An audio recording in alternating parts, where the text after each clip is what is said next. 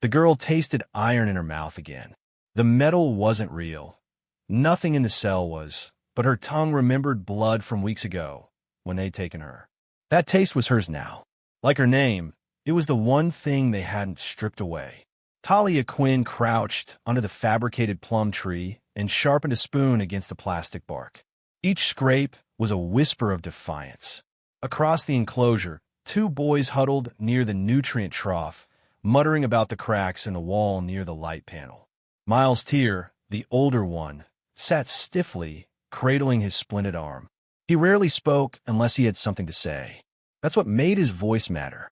Benji Rain, younger and louder, had dirt under his fingernails and the kind of smirk you wear when you've never learned how to surrender.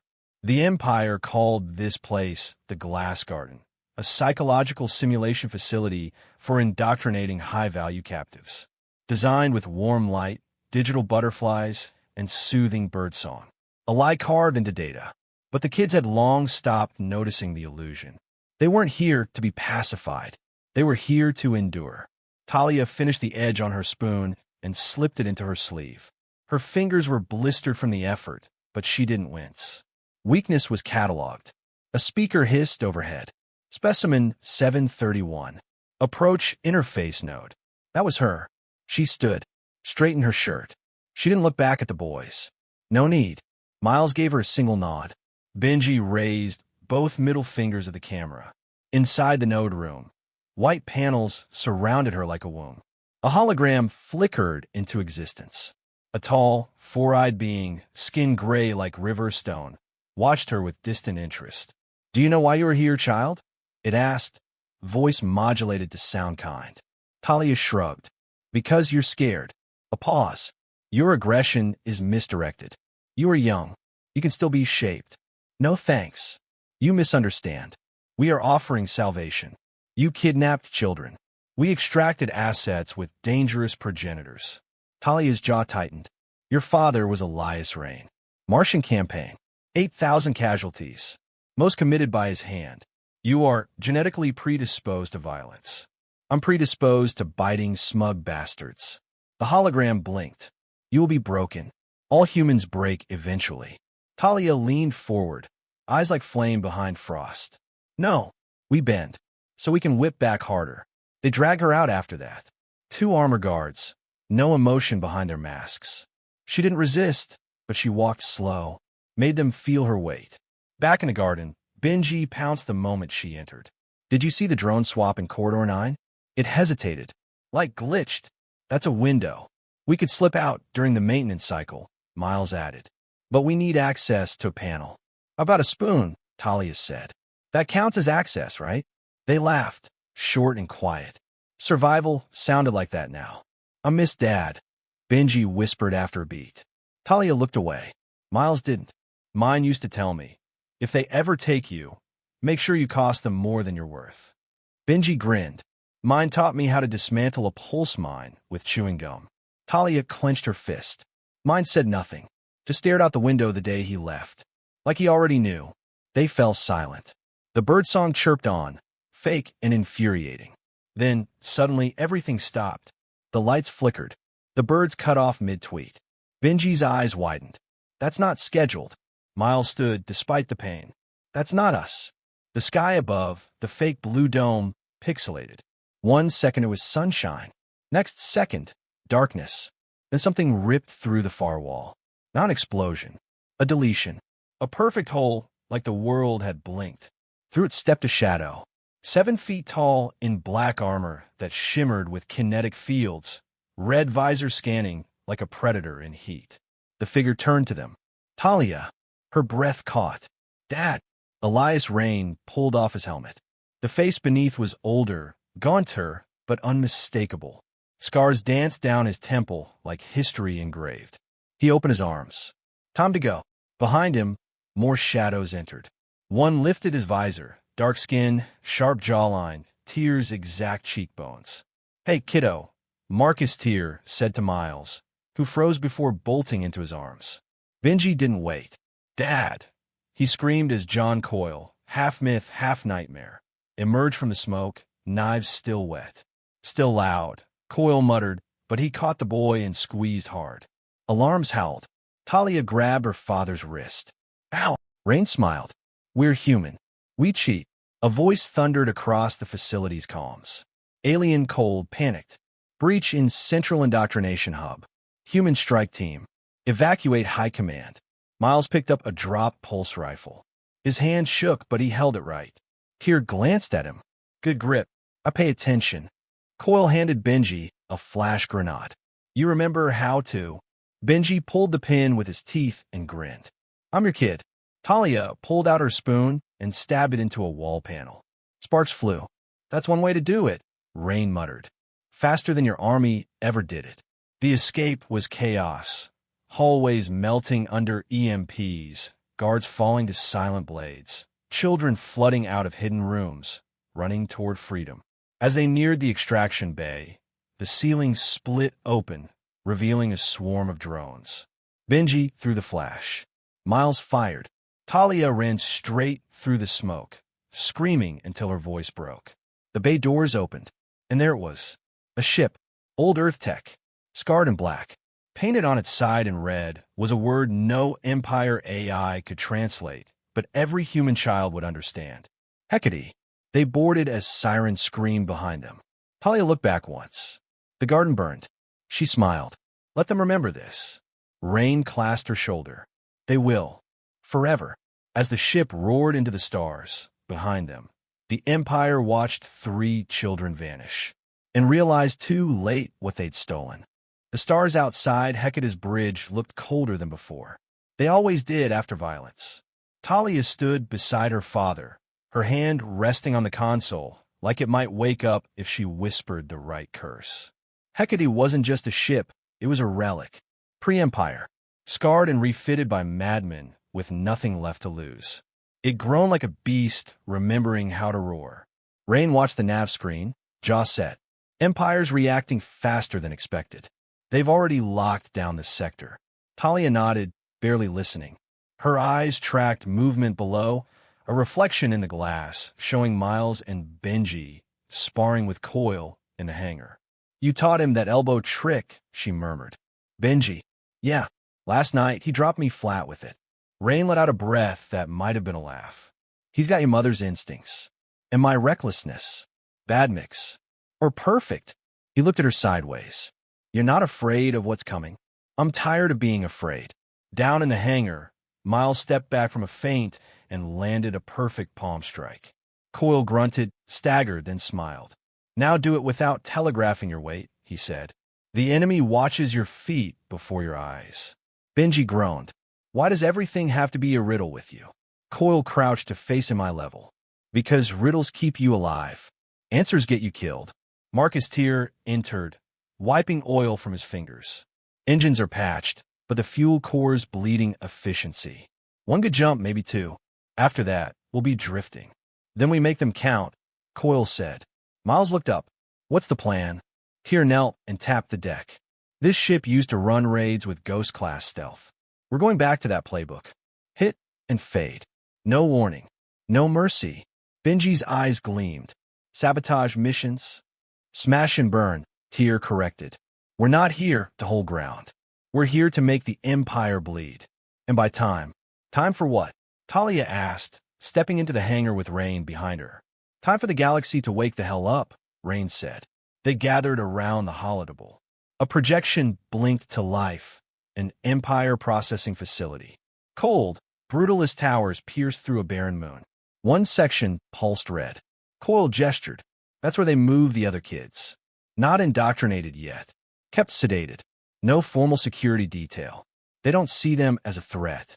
They will, Miles murmured. Ray nodded. That's the point. Talia crossed her arms. So we're going back in.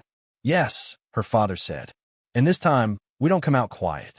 We light a fire so big they have to choose. Chase us, or rebuild half their systems from scratch. Benji looked between them. We're the decoy. Not decoy, Coyle said. We're the reminder. Tyr pulled up a secondary schematic. Their internal AI runs through these thermal nodes. We spike them, the whole base reboots. That buys you 4 minutes to get the kids out before security returns online. Talia's fingers curled into fists. For minutes. Doable. Miles stepped closer. What if we fail? Coil met his eyes. Then the last thing they see is our teeth. Silence. Agreement. No one flinched. Hours later, Hecate slid through the Empire's perimeter like a knife in silk. Its black hull refracted light into nothingness. Old Earth cloaking tech, still too unpredictable for the Empire to replicate. They called it primitive, and feared it. The moon loomed beneath them, pale and quiet. A dead place filled with stolen lives. Coil suited up first. He still moved like shadow. Talia followed, adjusting the cuffs of her exo-rig. She carried no gun, just 2 blades and the sharpened handle of her spoon, polished like silver, blood-stained like memory. Rain turned to her before launch. You don't have to go in. I do, she said, because they think I won't. Miles checked the ignition relay on their escape skiff. 3-minute override preloaded. If we're late, we're trapped. Benji was already inside the vent system, grinning like the devil. Then we won't be late. The landing was silent. No alarms. They moved like memories, slipping through metal and shadow. Empire guards walked past them without knowing. Cameras blinked, and then went blind, Tyr's signal disruptor working like a charm. The team split at Junction 17. Rain and Tyr to the node room. Coil, Talia, and Miles toward containment. When the first guard spotted them, it was already too late. Talia's blade entered his throat in one clean motion. No sound, no struggle. She caught the body, eased it down. Miles stared for a second. She didn't meet his gaze. Keep moving. They found the children behind a biometric seal, 27 of them, all younger than 12, drugged into silence. Talia's hands shook as she entered the codes. Miles held a makeshift pulse launcher steady on the corridor behind them. The door hissed open. Benji dropped in from the ceiling. Hell of a party, he whispered. Then louder to the kids. Hey, wake up. Freedom's here. They didn't respond. They're sedated, Miles said. We'll have to carry them. Coil grabbed 2 in his arms. Then start lifting. Back in the node room, Tears slammed the override into the core. Sparks showered him. The AI screamed as its memory collapsed into recursive loops. Rain shot out a vent, triggering the internal fire response. Red lights. Sirens. Pandemonium. Exactly as planned. Talia dragged a girl over her shoulder. How long? 2 minutes, Miles shouted. Empire guards spilled from the far hall, shouting orders. Coil dropped to a knee and covered their retreat with fire that whispered instead of roared. Talia passed him, shoving Benji ahead. One of the kids woke up mid-run, crying. Talia held her tighter. You're okay. You're going home. Tyr's voice cracked over comms. Skiff is live. Doors closing in 30 seconds. Coil threw his last grenade. Go! Rain lifted 2 children like nothing and sprinted down the final corridor. They hit the hangar. Lights flickered. The skiff's engines roared. Talia turned at the hatch, counting heads. 25. She dropped her child into a seat. Where's Miles? A scream behind her. She turned in time to see him, dragging the last boy over the threshold, one leg torn and limping, blood soaking his boot. Coil lifted them both in one sweep, threw Miles inside, slammed the hatch. Tyr hit the thrusters. They rose as the hangar exploded. Fire chased them into the void. In the silence after, only breathing could be heard. Ragged. Real. Rain reached for Talia's hand. She squeezed back. They hadn't just escaped. They had stolen back their future. The Empire never believed in ghosts. Not until the screaming started.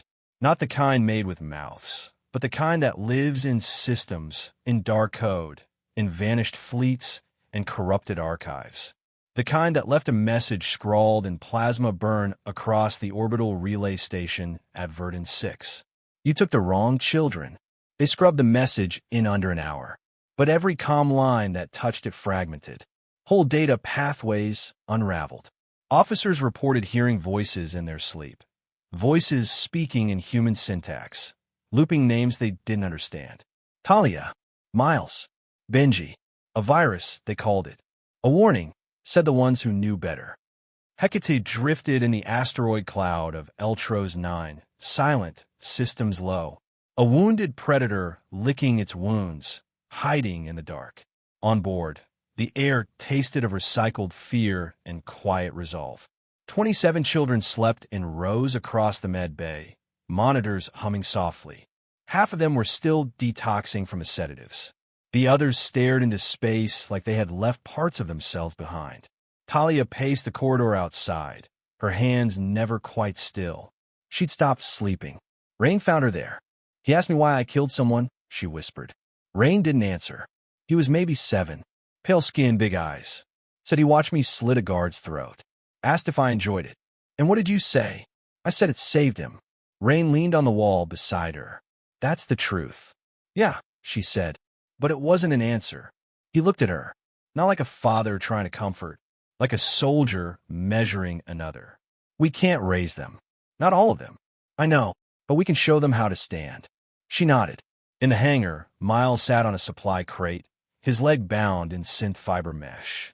He stared at the weapon in his lap, Tyr's old sidearm. Too heavy for a kid. Too light for what it meant. Marcus Tyr sat beside him, tightening a wrench on a fuel valve without looking. You did good, Tyr said. I was slow. You were brave. Miles flexed his hand.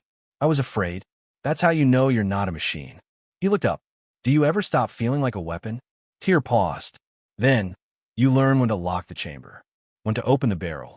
And the safety? There isn't one, Tyr said. That's the price. Benji sat alone in the observation deck, legs dangling over the vent shaft. Space stretched endlessly outside. 100 suns burned in silence. Coyle entered, took the seat beside him. Didn't speak. Benji didn't look away. I saw your knife jam on the last run. Coyle raised an eyebrow. You shifted your grip halfway through the throw. You don't miss, but you hesitated. Coyle's voice was calm. The guard had your face. Benji blinked. What? Same bone structure. Same eyes. It was like throwing steel into a mirror. Silence. Then Benji said, Did you do it anyway? Yes. Benji nodded. Good. Coyle looked at him, and for a rare moment, the assassin's mask cracked. You're not like me.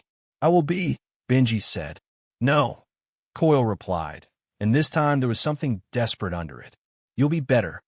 They got one jump before the Empire found them. A dreadnought dropped out of FTLN system, flanked by 6 destroyers. The kind of fleet meant for extermination, not retrieval. Their message was brief. Surrender the children. This ends without further blood. Rain stood at the bridge window. Talia, Miles, Benji behind him. The others had evacuated in stealth pods, escorted by a hidden chain of rebel sympathizers and rogue traitors. The Empire didn't know yet. They would. No response. Talia asked. Rain's voice was steady. They don't deserve one. Miles leaned forward. Can we win? Coyle stepped into the room, armed to the teeth. Winning's not the mission. Benji grinned. Then what is? Memory, Tyr said, arriving last. We're going to give them something they'll never forget. Rain keyed the broadcast system. Every Empire frequency lit up with his voice. You're looking for children, but you made something else instead. He paused. You took daughters of fire, sons of shadow. You took our future, and now you've seen what grows in darkness. He turned toward the kids. They stood without trembling. You wanted to break us. What you did was teach us what we can survive. On cue, Hecate's reactor core spiked. Systems glowed red. The ship roared like an old god waking up. The Empire fleet opened fire. They didn't aim to disable. They aimed to erase. Rain slammed the override. Hecate didn't dodge. She charged, straight into the dreadnought's maw, guns screaming, jammers burning every frequency, knives in the dark slicing across their hull. The dreadnought's shields buckled under impact. The old Earth Tech core overloaded, feeding off the Empire's own targeting pulses. Benji triggered the feedback loop manually. Let's cook this bastard. Tyr roared as he fired Hecate's spinal cannon, a relic so illegal it didn't even have a name anymore. It lanced through the destroyer to port, cutting her in half. Miles limped toward the central panel, carrying the final program. The seed. It was more than code. It was memory. It was everything they had seen. Every cruelty. Every act of defiance. Every voice screaming, I am not yours. Talia helped him slot it in. He looked at her once. I'm glad it was us. Then he pushed it. The program burst like wildfire into the Empire's network. AI clusters blinked out. Language filters collapsed. Indoctrination files corrupted. Re-education centers flooded with songs in Terran dialects. Pictures of laughing children. Footage of rebellion. A virus of soul. Not to destroy, to contaminate. Across the stars, being stopped and watched. What is this? Why are they singing? Why do I feel cold? The dreadnought detonated. Hecate died in fire and glory.